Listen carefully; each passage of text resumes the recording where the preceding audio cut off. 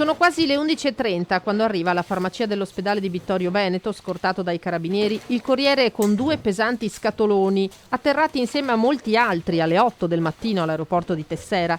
Sono partiti dalla sede Pfizer di Karlsruhe in Germania e fanno parte delle prime 45.630 dosi di vaccino anti-Covid destinate al Veneto. Caricati su un carrello, gli scatoloni vengono portati all'interno della farmacia ospedaliera per lo stoccaggio, ma la prima operazione da eseguire è dare lo stop all'apparecchio che registra, dal momento in cui il siero parte a quello in cui arriva, la temperatura del contenuto. Siamo stati anche in qualche modo anche emozionati all'arrivo, è una cosa che si aspetta da tanto e molto.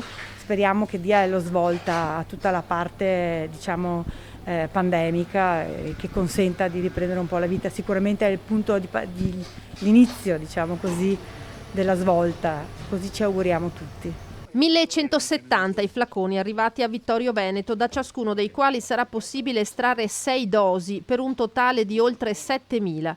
La prima fornitura per la marca, cui ne seguiranno poi molte altre. Ogni settimana dovrebbe esserci l'avvio che consente quindi di proseguire la campagna vaccinale e anche di fare le seconde dosi, perché questo tipo di vaccino ha necessità di una prima dose dopo 21 giorni di una seconda. Al via il 1° gennaio la campagna di vaccinazione, destinatari del vaccino inizialmente gli operatori sanitari.